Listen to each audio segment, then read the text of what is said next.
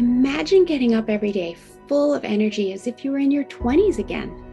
What would that be like? What would it be worth to you? What is your health worth to you? Think about it. Your health isn't everything, but without it, everything else is nothing. And yet, too many of us are taking it for granted until something goes wrong. And no one wakes up hoping to be diagnosed with a disease or chronic illness. And yet, we've never been taught how to be proactive in our health through our school or public health. As a registered health coach and integrative health practitioner, I believe it's time this information is made available to everyone. Combining new knowledge around your health and the ability to do my functional medicine lab tests in the comfort of your own home will allow you to optimize your health for today and all your tomorrows. Don't wait for your wake-up call. Welcome back to another episode of the Don't Wait for Your Wake-Up Call podcast. I am Melissa Deely, your host, and today I am here with Hayley Dubin. Hayley, how are you doing? I'm doing great. Thank you, Melissa. I'm excited to talk to you today. I'm excited to have you share your story today too, because of course this episode is going to come out during the month of June, which is National Cancer Survivor, or Thriver, as I like to say, month. And you have an incredible story to share. But before we get into that, I just want to introduce you to the audience. Hayley is a certified health coach through the Institute of Integrative Nutrition, founder of Revive Wellness, and the host of the Cancer Liberation Project podcast. As a 25-year ovarian cancer survivor, her passion is to help people overcome the physical, mental, and emotional challenges that the cancer journey can bring. So with that, Hayley, I would love you to share your story. Absolutely. Well, it was actually 25 years ago this month, which is, wow, I can't even believe it, that I found out that I had a large mass on my ovary. And at the time, I'm going to stop you there very quickly, because 25 years ago this month, you were very young. I sure was. How old were you? Yes, I was. Mind me asking. Not a problem. I was 29 years old. I was about to turn 30. Wow. Yeah. So, yeah, audience, listen, cancers are impacting people younger and younger. This isn't an old person illness. And so that's why I love to bring this information to you and share with you people who are cancer thrivers, because it gives you hope. And so, Hayley, keep going, because I know you're going to bring a lot of hope to my audience today. Oh, well, thank you. So, yeah, as I said, I was 29 years old. And at the time, I had a 2-year-old, and I was trying to balance career, motherhood, and marriage. And, you know, like many of us, I was completely out of balance and stressed out. And the doctors told me that I would need surgery to remove it, but didn't know if it was cancer. And I remember vividly waking up in the recovery room to my husband's face, and he was just staring at me. And he was this close to my face, and he said, "You have to survive." And I later found out, when I came to, that I had stage 3 ovarian cancer. And it spread to my colon as well as my appendix. And shock. What a shock, right? Total shock. Yeah. Complete. And I take it that your husband already knew that news. And so he was in shock, and he was just in his mindset was, I don't know what I'm going to do without you. Therefore, your waking message was, you have to survive. Yes. I get it. Yes. And I remember it so clearly. I mean, even though I was so out of it, I just remember those words so clearly. Yeah. So, I remember the doctors telling me that I would need chemotherapy and a total hysterectomy, which was a hard pill to swallow because we were trying to have our second child. And after 2 surgeries and 3 rounds of chemotherapy, in which I was admitted to the hospital each time, So for 5 days, so it was consecutive 5 days on IVs. It was so toxic, they had to flush out the kidneys. So I was on liquids as well, IV liquids. But after those 3 rounds, pretty much 4 months or so, with all the in between waiting, I was declared cancer-free. And I knew that should be a cause of celebration, but I felt more scared than ever. And I hear this from so many people. I just remember feeling so uneasy about what my next steps would be to ensure that I would live a long, healthy life. And I just knew that I never wanted to go through this again if I can help it. And, I remember asking the oncologist all kinds of questions, just like, how can I avoid recurrence? And is there a certain diet I can eat? I even asked about support groups, and he said there was really nothing for me because I was so young, that they would all be older and really not doing well. And, all he really said to me was, you're going to be fine. I'll see you in 3 months. And I just wasn't satisfied with that. I'm like, I can't wait for my next doctor's appointment to know if I'm healthy. And, it was really then that I knew that I needed to take control over my own health. It's so interesting because I have had melanoma, and mine was stage 1. And when I saw the oncologist after having the surgery to have it removed, he just said, this is a textbook case. We found it early. We got it all out. It's perfect. You're cancer-free. I didn't have the fear that you had because it was stage 1, not stage 3. So there's a difference there. But also, I just kind of thought in my head, how do you know? How do you know this hasn't spread elsewhere in my body? And so that led me to also now starting my own research as to what I could do to ensure that I was keeping my body as clean and as healthy as possible.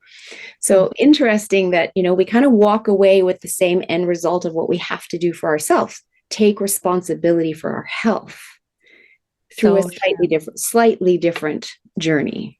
So that is so, so true. And, I feel like that's not everybody, right? Some people just do what their doctors tell them to do and they want to forget about it. Like, okay, I'm good. I don't want to think about this again. And they don't take their power back when it comes to their health. They kind of leave it in the hands of the doctors. And that is how, as a society, we have largely been raised, that we get sick, we go to the doctor, they make us better. And that is the mindset shift that through this podcast and through my work that I always try to encourage people to rethink, because that is putting so much power or so much responsibility on another human being.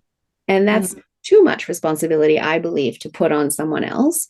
And it's also, as you said, giving up all of your power to someone else, right? Yeah. And so we do have to take responsibility for our health. It is our greatest asset. Without our health, what do we have, right? So true. However, that hasn't been the mindset that has been promoted through our education system, through our public health system, through, our medical system, right? It has been to rely on the doctor because they'll make you better.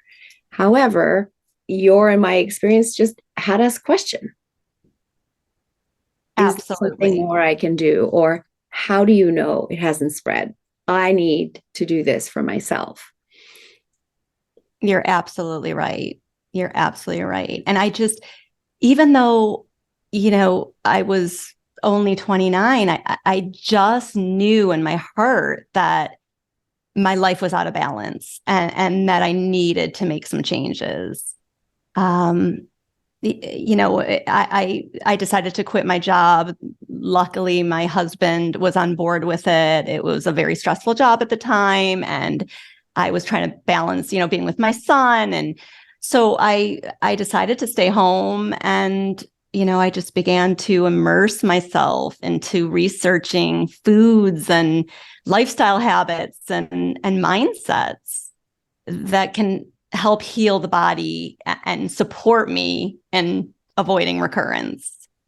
Yeah. So, And through after that process, were you also able to find a community, even though the doctor said they would be older and not doing so well? Did you find a community at that time? No, I never found a community.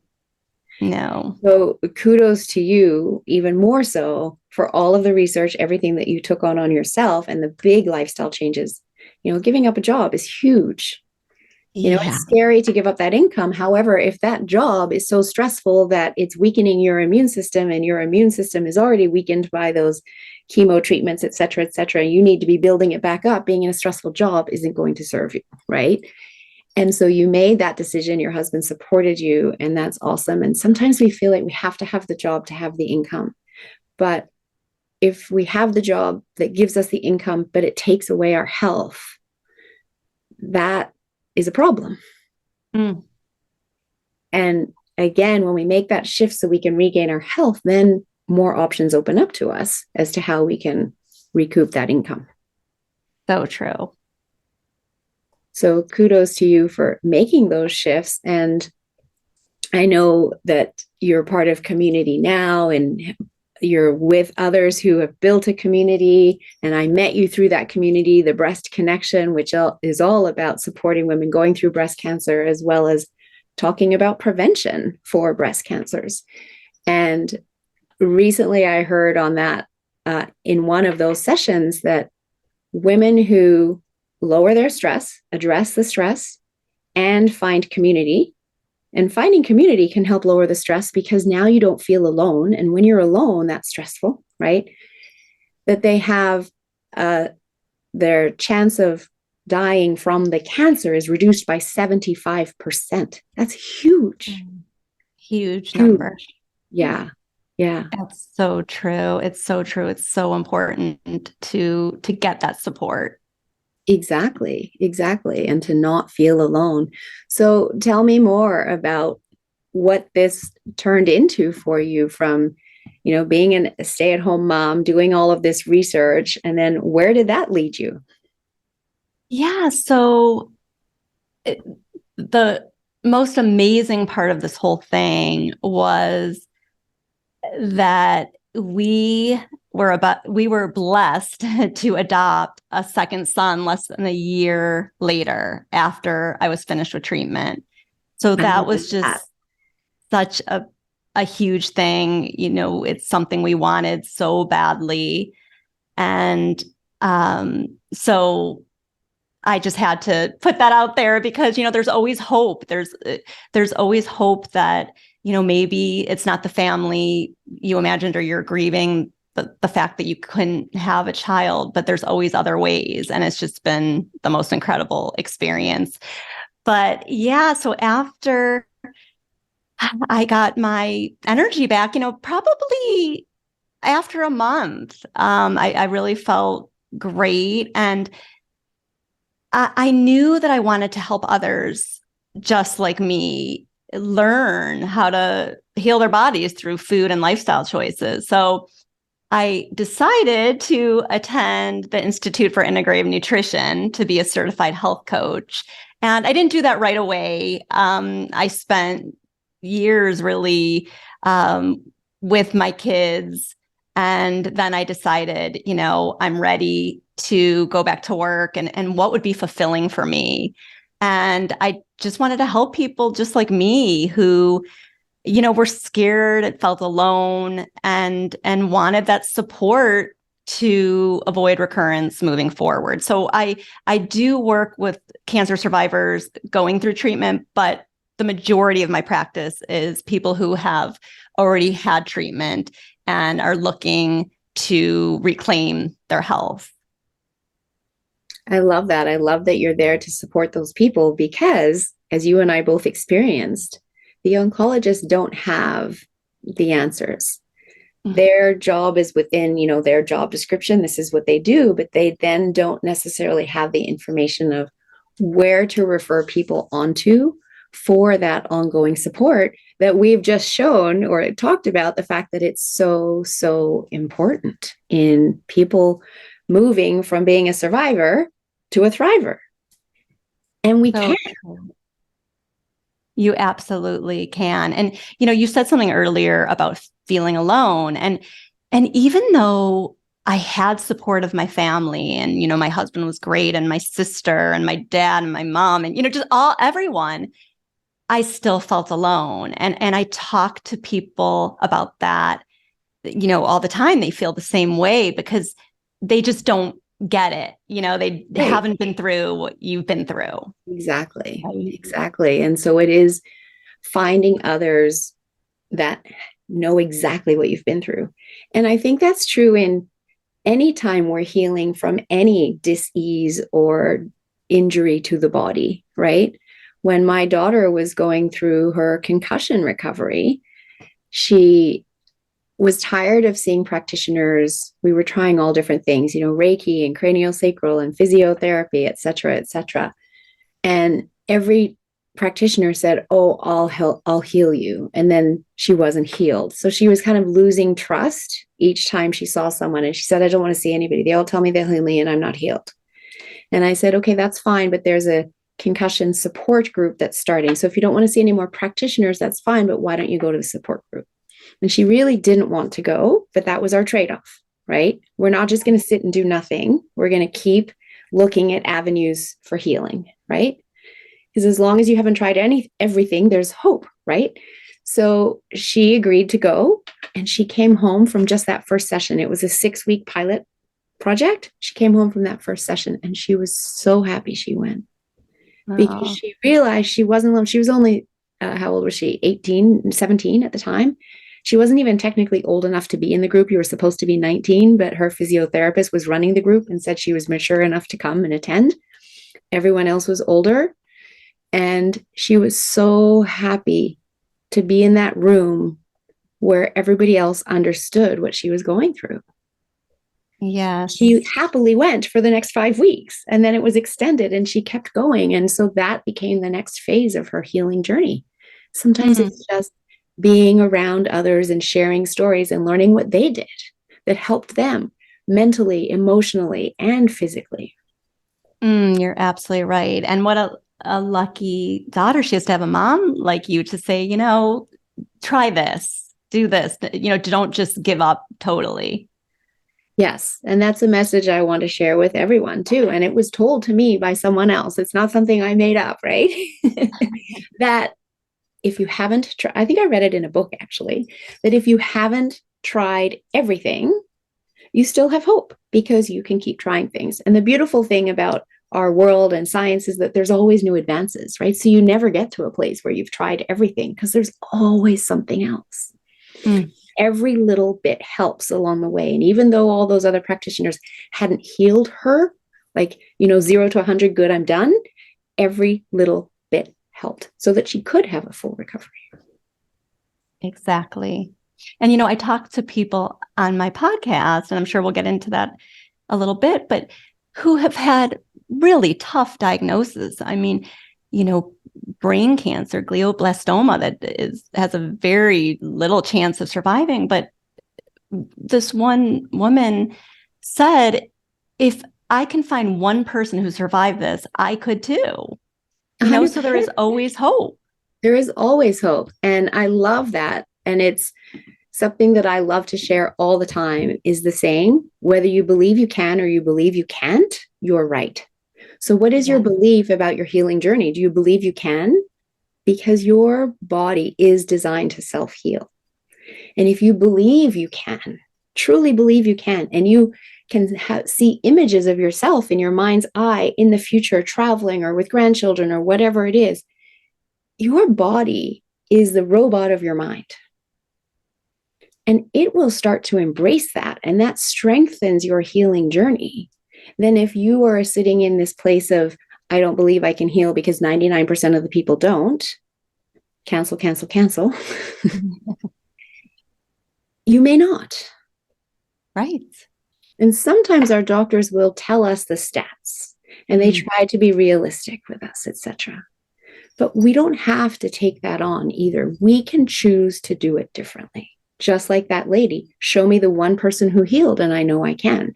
Don't show me the other however many thousands that didn't. Show me the one who did.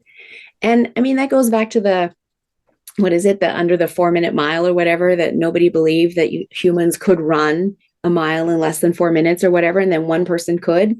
And then all of a sudden, everybody else started doing it. Right? So look for the person that healed. And they're out there. And I'm bringing some of them to you here on this podcast on purpose. Because that gives you hope. And reach out to them because they too can help you on your journey. Absolutely. It's about finding that community, finding the people that you trust and that lift you up, that make you feel good, that you're comfortable with. That is so important in the healing journey. Sometimes doctors, I mean, they don't make you feel good and they scare you and they're just so frank, and you have a choice to use a different doctor. You don't have to use the doctor you're using. They work for you. Yeah. And that's a little bit of my story too, because I am very fair. I've got the red hair. I've got lots of moles. My first 6 years were in Australia. We barely used sunscreen because it was before the days of sunscreen. So I had a lot of sunburn. So no wonder that I ended up with melanoma and a strange mole. And I had a biopsy done. And then that came back saying that it was melanoma. And I got a phone call from my local doctor's office. I'd had the biopsy done by a specialist down in Vancouver, a skin cancer specialist. But the result came to my general practitioner. And I got a call from the clinic saying, you need to come and see your doctor right now. Now, this is a doctor that you can't book in and get into for 2 to 3 weeks. And this is 10 years ago too. And so I knew, just from the fact they wanted to see me right now, I knew they had my results and I knew they weren't good, right? So immediately that gets your stress level up, right? Absolutely. And first of all, I'm like, I'm in the middle of my workday. I've got some appointments. Can I come later? No, you have to come right now. She has time to see you right now. You have to come right now. So I had to drop everything. I had to go. And I'm literally breathing and calming myself down because in 10 seconds of a phone call, they'd shot me into fight or flight. And then I get there and I see the doctor who tells me I have melanoma and she wants me to book in. It's a Thursday and I have to book in to have surgery on Monday morning. And I'm like, no, I'm flying to Ottawa on Saturday for business. She's like, no, you have to have surgery on Monday morning. I'm like, I don't think so. I need to go to Ottawa on business and then I'll deal with it. Something inside me was just saying, stay calm, you're okay, and talk to the other doctor, the specialist first. And so I didn't book in and I left there feeling the fear that they'd put into me, but refusing to take it on. I went home and I called the other doctor and he called me back at the end of the day, his day. And I said, so just so you know, I got the results. It says it's melanoma and my doctor wants to do the surgery on Monday morning to remove it. And he said, that's a big surgery. That needs to be done by a plastic surgeon. That should not be done in your local clinic. He said, I will put in the referral to the plastic surgeon. And I said, great. I said, I'm supposed to go to Ottawa on business on Saturday. I'll be gone a week. Can I go? Like, when will I hear from the plastic surgeon? He goes, it won't be next week. You'll be at the top of the line, but it won't be next week. It's probably 2 to 3 weeks from now. I said, great. And then I said, how long do I have? Like, I'm not going to wait months, but I'm just kind of wondering because at the clinic, they were like, if you don't have this done on Monday, kind of inferring that my life would be over by Tuesday, right? Mm-hmm. He's like, no, it's okay. You'll get the surgery within the next month and you'll be fine. And I was so grateful for being able to have a conversation with him where he could confirm me talking myself down out of the fear that I was put into. Exactly. And I know the doctors are just trying to do their best. I know that. And they want to help people heal. And they see a lot of sick people. And so that's their world that they work in. And then that's how they talk to others because they think everything's going to go that way. As opposed to when we can step out of that world and breathe and take ourselves out of the fear and look for the people that have healed and become thrivers, to know that you can do it too. Absolutely. I mean, I recommend Radical Remission to so many people because, I don't know if you've read that book, but it's by Kelly Turner, and she interviews all these people that have had very poor prognosis of cancer, a poor prognosis. And she finds that there's all these ways that they can that they got better, even when their doctors told them it's the last, there's nothing else we could do for you. Get your affairs in order.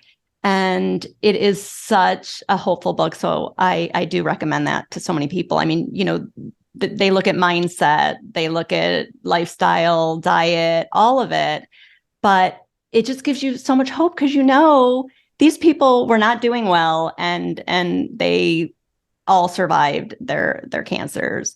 So, and you've recently had Bruce Lipton on your podcast sharing a similar story as well. And I listened to that, and I share that with a lot of people for the same reason, for people to understand that you can survive and thrive. And a huge piece of it is the lifestyle and the mindset.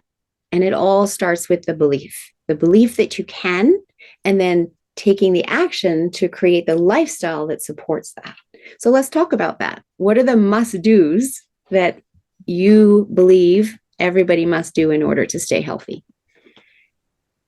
Well, I think the first thing is to take a good hard look at your life and ask yourself, what is out of harmony in my life? When we're not in harmony, that's when dis-ease happens in our bodies.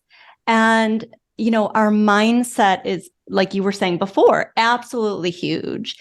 If you feel that you can heal, then you can heal.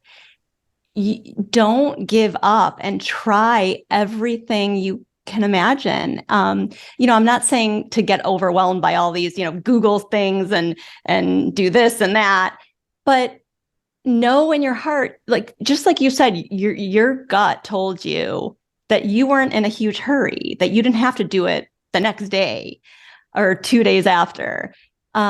So just know that it took a while for the cancer to grow, and it could take a while to heal, but it is possible. And the other thing is, people, the first thing I work with people on is their diet, because that's something they can control. They want to know, what can I do right away? And, with diet, start off just eating whole foods from the earth, not from a box or a package, and just doing that. It is huge for your health. And it's all about baby steps. It's not doing A through Z right away. And another big thing is not doing all the things out of fear, because, people tend to, they read all this stuff and they listen to podcasts, which is great, but they're so overwhelmed on what they should do. And you don't have to do everything at once. So little baby steps goes a long way for your health. I love that you said that, because I was thinking that as well, that it's not A to Z, everything at once. If we try to do that, it becomes overwhelming, and then we fall off and we give up. As opposed to if we implement small changes and master each small change over the course of a month and then 3 months, we can create significant change. And as you said, it took a while for the cancer to develop, years even, and it will take a while to heal. And so you do have time. You don't have to be in that fear space of, I have to do it all today. I didn't, you didn't, because we were learning and implementing. Now it's easier for people because their learning can come straight from somebody who's been there, and you can give it to them, as opposed to them spending all those hours of reading through the internet and sifting through what's true and what's not true, etc. Absolutely. You So got yes, diet is something that people can control, and that it's relatively easy to change. And people may not realize that all those boxes of food, yes, they're very convenient. However, they're very high in sugar, and they have chemicals in them to extend the shelf life so they don't go bad, except those chemicals are toxins to your body. When you eat whole plant food from the ground, and preferably organic, you're eating clean food. And if you can't afford everything organic, then get the dirty dozen, dirty dozen from the ewg.org website, and at least go with that. Exactly. And I was going to mention to you, look at toxicities. So obviously the food is one of them. When you're eating pesticide-ridden foods, you're absorbing that. So, looking at personal care products, what are you putting on your skin every day? Are you using perfume, that kind of stuff? And household cleaners, what are you using around the house?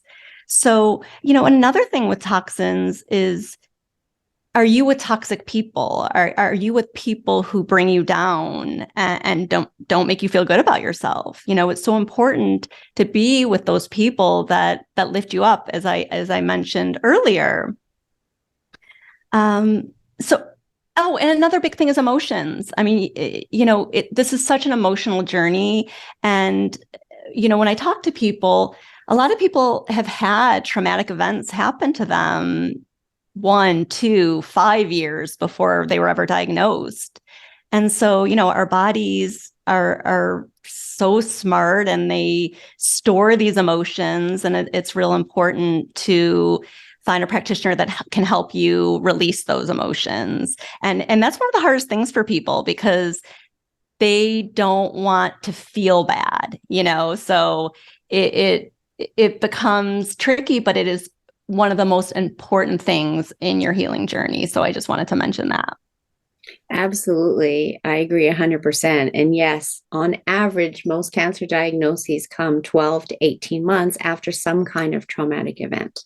It could be divorce, it could be job loss, it could be anything. And that's when we have this emotional experience that we don't want to feel, and we squash it down. And again, society's taught us that, right? As young children, we're told, don't cry, suck it up. And then young adults, don't bring your troubles to work, etc. And so we're taught to squash our emotions, but over time, those stuffed down emotions also become toxic in our body. And that can then trigger inflammation, which can turn on genes for diseases that we're predisposed to. And for some people, those are cancers. And on top of that, then we have the other toxins that you referred to before, the chemical toxins in food, as well as in our personal care products. So we're like, trash cans that are getting more and more and more full. And when that trash can overflows, it shows up in our body as some level of dis-ease. And that's why I talk about toxicity all the time and call myself the friendly toxin slayer, helping people to detox their physical, emotional, mental, spiritual bodies. And that's where you're also supporting your clients as well. And it's so important that people understand that we have 4 bodies. We have the physical, the mental, spiritual, and emotional body. And by the time the symptoms are showing up in the physical body, it's already moved through the other 3 bodies. And so we start clearing in the physical body, and then we have to clear in the other bodies as well. That's how we have lasting healing. Yes, absolutely. So I absolutely love the work that you do, and it's so, so critical. So is there anything else that you would like to share in terms of what you help people with in your program? Pretty much I help people get out of their way when it comes to making sustainable changes, to reclaim their health, because it's not always easy for people to make changes on a regular basis. At first they could be all in. I'm going to do this. I want to, do everything you say, but then life happens, right? And so it's really important to have someone to hold you accountable. And that's what I do for my clients. Just, like we talked about before, little chunk size action steps that we go over to keep you consistently moving towards a healthy you. And looking at stress, that's another big thing that we work on, because, we're all going to have stress, but we need to manage it better. And I know, when I was going through what I went through, I was a complete stress case. I mean, just worried about work and worried about my son and just all of it. And so we need to work on how we manage that stress. It just, your immune system takes a big hit when you are stressed out all the time. So so those are really the things. And the spiritual aspect of our lives, do we have purpose?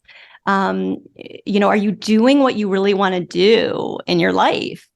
And a lot of us, and I know me included, I got into a career because my parents thought it was a good career. We look at society to tell us what to do, but we have all these things inside us. We know what is best for us, and we need to start listening to our intuition. I love all of that. And you're right. So, so important to have that accountability partner, that person to lift you back up when you have fallen off. And now you're beating yourself up and you're thinking you're going to give up because, it's oh so hard. But to have that person that can lift you back up and show you the progress when you don't see it yourself, so that you then are remotivated to keep going. And the spiritual aspect, as well as the stress, again, so important. Everyone's stressed. Even before the pandemic, everyone was stressed. The world was the most stressed out it had ever been. And people look around and see everyone else stressed out, think it's normal, and don't do anything about it, and don't realize the ramifications on their health either. And then when, they come to you or they come to me, they're like, oh, I'm not that stressed. They don't see it because they're so used to living it. Right. And so it takes that outside person to really help pinpoint the stresses, and then helping you make those changes, those baby steps, in order to be able to lower your stress. Yes. Get out of fight or flight. Exactly. Stop living in fight or flight. Right. I mean, our immune systems are completely suppressed when we are in fight and flight all day. And just like you said, you might not realize it, but when you're rushing around to different appointments, rushing around, maybe with work or whatever it is, or your children, you're in that state of fight or flight. So it's really important to calm your nervous system down. Absolutely. So I love the work that you're doing. I'm so grateful that you offer this to others. And I would love for people to know how to get hold of you. But before we get to that, I want to ask you the question that I ask every single guest on my show. What does "don't wait for your wake-up call" mean to you? That's a big one. I love the title. It's interesting because I remember before I was diagnosed, when I was in that rat race and I felt unbalanced and stressed. And I actually said to my husband, if something doesn't change, I'm going to get sick. It's almost like I willed it. Right. And, so to me, don't wait until you're totally burnt out and disease happens in the body. If you recognize that, I'm out of harmony in my life, things aren't going the way I want them to, or I feel that they should, then take proactive steps. Don't wait till you get some sort of disease. So true. And the reality is that our life isn't meant to be hard, and we are not meant to suffer. So if it feels hard, or if we are suffering, then that's a clue that something is out of balance for you. And you can just step aside and take some time to figure out, okay, what is out of balance? And maybe you intuitively already know, Or maybe you don't, and it'll require some quiet time and maybe some journaling to figure it out. Yes, Our life I'm should a big be in fan of flow. journaling. Yeah, our life should be in flow and don't suffer. We're not supposed to suffer. Our bodies are incredible. And when we are living in alignment, we don't suffer. I Yes. love that. So, how can people get hold of you? And I know you also have a very generous gift to offer the audience. So, please share that as well. Yes, so I can be reached at revivewellness.com. There's a contact page there, so you could just contact me there. I'm also on Instagram at Hayley Dubin. It's just HayleyDubin. And wait, what was the other question you asked me? To share your free gift. Oh, yes. So my free gift is the 7 top tips to keep cancer away and feel confident in your body again. So if you just enter your name and email, that will be sent to you. That's awesome. Thank you so much, Hayley. And I have included all of that in the show notes for people so they'll easily be able to access it. And do you have any last tips for the audience before we wrap up this episode? Yeah, so really, and we both mentioned it, but the most important thing is that you have everything inside of you to heal. Yes, you look at other practitioners to help you, there's times for that, of course. But really look deep inside and know that you have the ability to heal. Our bodies are incredible. If we have the right tools, our bodies can heal. So know that you can listen to your intuition and listen to your gut. So that's pretty much what I wanted to say. Well, I love that and such powerful information for people to hear. You have it inside of you. And trust in that and build on the confidence of that as you work your belief that you can heal. Allow that to work together because you're absolutely right. You have everything inside of you. Yes. So thank you so much for being on the show, Hayley. This has been a fabulous interview, and I'm sure it's brought many people a lot of hope as well as fabulous resources.